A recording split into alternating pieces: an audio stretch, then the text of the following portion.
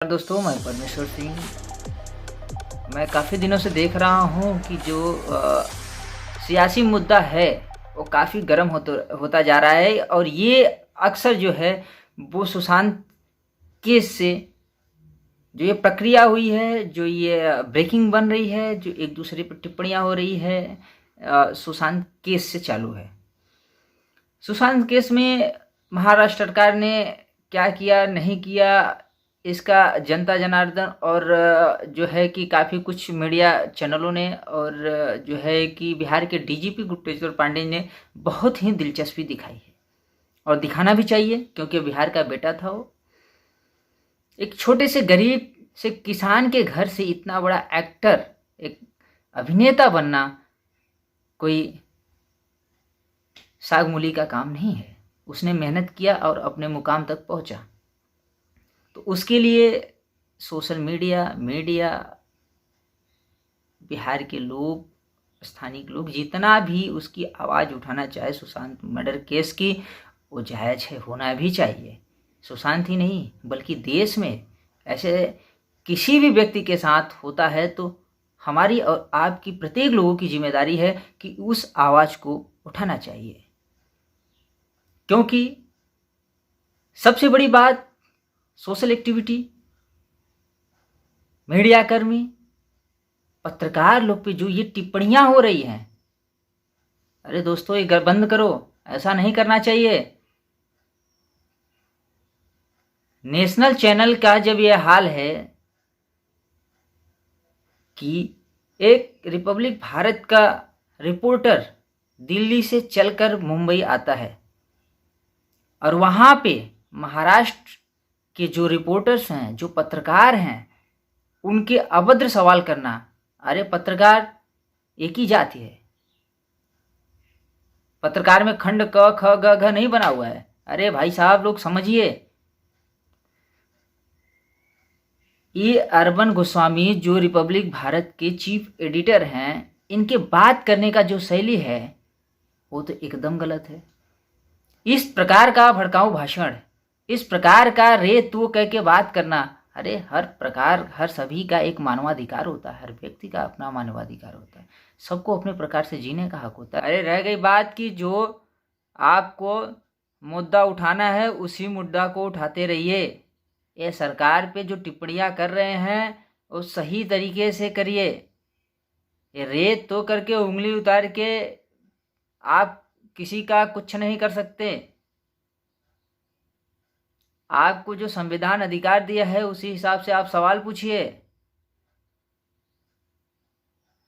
आप जो कह रहे हैं अरविंद गोस्वामी जी, आप जो कह रहे हैं कि रिपब्लिक मीडिया ही बार बार इस खबर को चला रही है, चलाना भी चाहिए। ये जो पत्रकारिता पे टिप्पणी हो रही है, अभद्र भाषा पे हो रही है, यह सभी का एक शैली होता है, रिपोर्टिंग का भी एक शैली होता है, सवाल भी पूछने का एक दायरा होता है।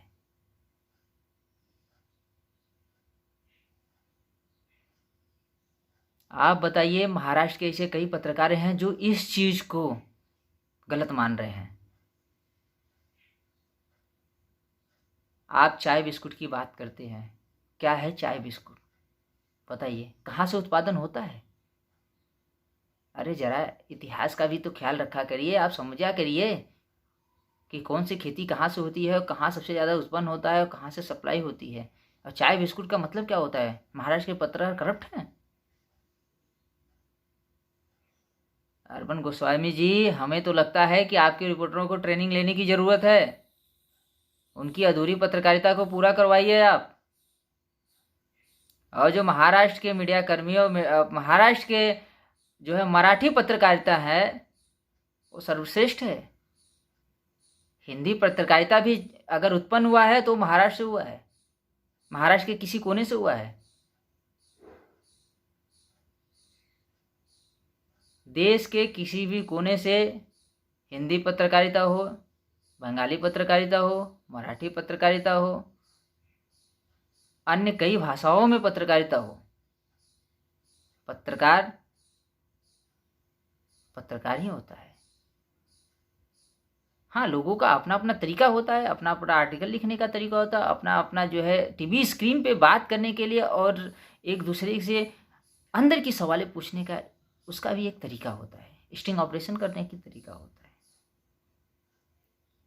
आप लाइव कैमरे पर बैठ के ऐसा बात करेंगे कि मानो आपके जैसा कोई सीनियर एडिटर है ही नहीं। अरे भैया, आपको मालूम होना चाहिए कि हर चैनल के एक चीफ एडिटर होते हैं। वो स्कूल के पीछे पढ़ के नहीं आते, वो भी डिग्री लेके आते हैं, तब जाके एमपी एमएलए विधायक मिनिस्टर सभी का जो है कि इंटरव्यू करते हैं। आप वहाँ बैठ के सोशल एक्टिविटी करते रहिए, जागरूकता भी दिखाते रहिए, समाज का हर वो चीज़ आपको उठाने का जिम्मेदारी जो संविधान आर्टिकल ने दिया है उस चीज़ को बखूबी निभाइए साहब जी। लेकिन ये पत्रकारिता के लिए मराठी, हिंदी, दैनिक, उर्दू, ये सब के चक्कर में मत पड़िए।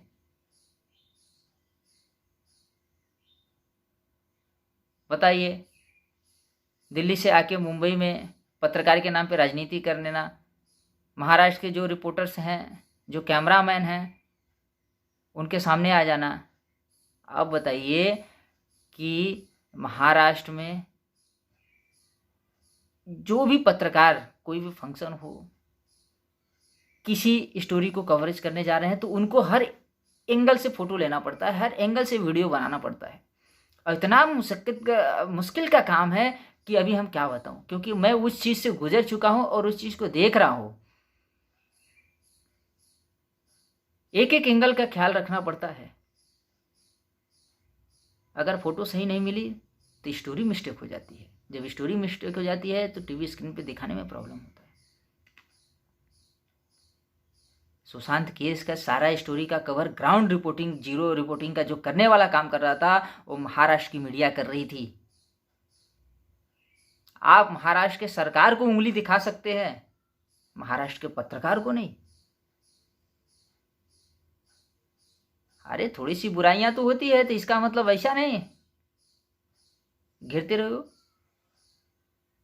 मुझे तो लगता है कि महाराष्ट्र के जो मराठी पत्रकार हैं और वहाँ पे भी हिंदी पत्रकारिता की बहुत वैल्यू है, लोग सम्मान करते हैं, साथ में मिल के काम करते हैं, लेकिन कभी उन्होंने ऐसा टिप्पणी नहीं किया। क्योंकि मैं व्यक्तिगत बता रहा हूँ, मैं महाराष्ट्र में ही रहता हूँ और महाराष्ट्र में ही रिपोर्टिंग देखता हूँ।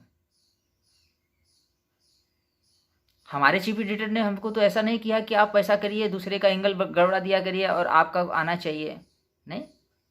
सामने का ख्याल करते हुए खुद का आपको अपना एंगल लेना है, ये हमारे एडिटर ने सिखाया है।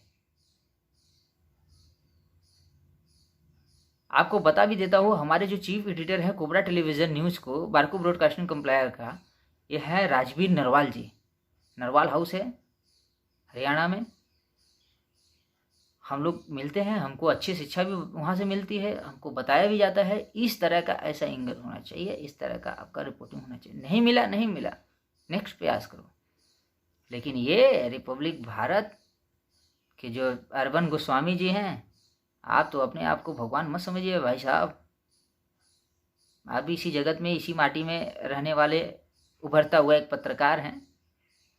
हाँ, आपके फॉलोअर्स और टीआरपी तो मानना पड़ेगा कि आप जुटाने में बहुत माहिर हैं, लेकिन इस तरह का आप मत करिएगा।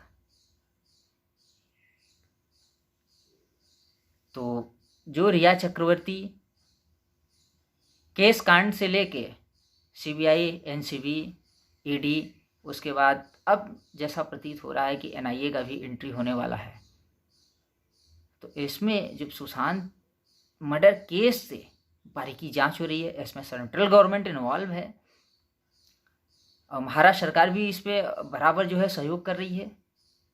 हाँ, कुछ लोग जो है कि टिप्पणियाँ कर रहे हैं कि नहीं, महाराष्ट्र सरकार ने सपोर्ट नहीं किया, महाराष्ट्र सरकार ने ऐसा नहीं किया।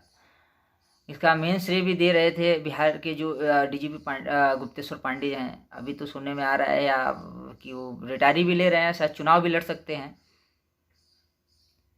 तो वर्दी पहन के वो तो भी आ गए, तो अभी सोच रहे हैं कि अभी वाइट एंड वाइट होना चाहिए, राजनीति में जो है कि कदम रखना चाहिए। ठीक है, कर सकते हैं, सभी का अधिकार है ये। लेकिन फिर मैं एक बार निवेदन करना चाहता हूँ आप लोगों से कि सियासी मुद्दा चलती रहेगी। आज के सांसारिक जीवन में कुछ बंद नहीं होने वाला है, ना तो होगा। जैसे बारिश हो रही है वैसे बंद भी होगा, जैसे आग लगेगा वैसे बुझेगा, इसको कोई रोक नहीं सकता। लेकिन रह गई बात कि भाषा की शैली, पत्रकारिता का जो करने का एक आपका वर्चस्व है, एक शालीनता है, एक जो आर्टिकल में आपको अधिकार दिया है, जो मानवाधिकार ने दिया है, उसी हिसाब से एक दूसरे से पुटअप करिए, क्वेश्चन पूछिए। महाराष्ट्र पत्रकार, महाराष्ट्र के मीडिया कर्मी, चाहे वो छोटे हो बड़े हों, अच्छा रिपोर्टिंग करते हैं, अच्छा लोगों को सम्मान देते हैं। तो चलिए इसी के साथ मैं आप लोगों से विदा लेता हूँ।